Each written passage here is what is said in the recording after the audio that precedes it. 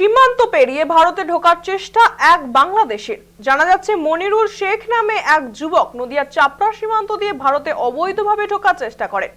সীমান্ত টহলদারির সময় বিএসএফরা দেখতে পান। এই মুহূর্তে আমাদের সঙ্গে টেলিফোন লাইনে রয়েছে আমাদের প্রতিনিধি সায়ন মোদক। সায়ন, ফের বাংলাদেশি অনুপ্রবেশকারী, কি আপডেট পাচ্ছ? সায়ন, ফের বাংলাদেশি অনুপ্রবেশকারী, কি আপডেট পাচ্ছ? দেখো, হৃদয়পুর নদিয়াতে হৃদয়পুর যে বর্ডার আছে, সেই বর্ডার এলাকা থেকে কিন্তু এই ব্যক্তিকে কিন্তু আটক করা হয়। এই ব্যক্তি কিন্তু বাংলাদেশ বর্ডার পেরিয়ে, মানে কাঁটাতার পেরিয়ে কিন্তু ভারতে প্রবেশ করছিল।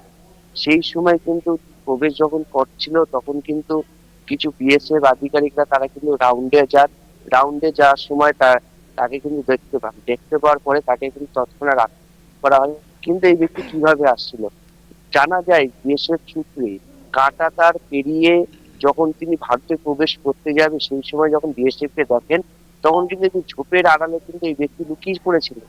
কোনো কারণবশত বিএসএফরা সেই জায়গাটিকে লক্ষ্য করে কিছু নড়াচড়া করছে দেখে, তখন কিন্তু বিএসএফ আধিকারিকদের সন্দেহ হলে সেখানে কিন্তু তল্লাশি চালালে এই ব্যক্তিকে উদ্ধার করা হয়। উদ্ধার করার পর এই ব্যক্তিকে সঙ্গে সঙ্গে আটক করা হয়। ও নাম ঠিকানা জিজ্ঞেস করার পর ব্যক্তিকে আজ কৃষ্ণনগর জেলা দায়রা আদালতে তোলা হলে বিচারক জেল হেফাজতে নির্দেশ দেন। কিন্তু ঘটনা হচ্ছে, এই এসআইআর আবহে যে অনুপ্রবেশ যারা করেছে অবৈধভাবে, তাদেরকে বাংলাদেশে যাতে ফেরত পাঠানো হয়, সেই যে একটা তথ্য যে সামনে নিয়ে আসছে বিরোধীরা, অর্থাৎ বিজেপির তরফ থেকে, এবং রাজ্য নির্বাচন কমিশন এবং যে সেন্ট্রাল নির্বাচন কমিশন আছে, তারা কিন্তু এই এসআইআর আবহে কিন্তু এই কাজটা কিন্তু শুরু করেছে।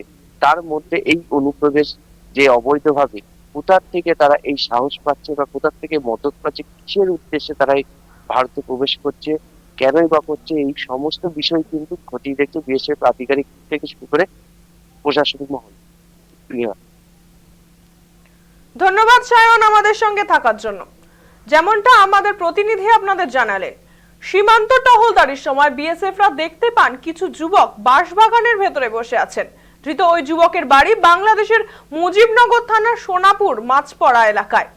শনিবার ওই যুবককে কৃষ্ণনগর আদালতে তোলা হয়।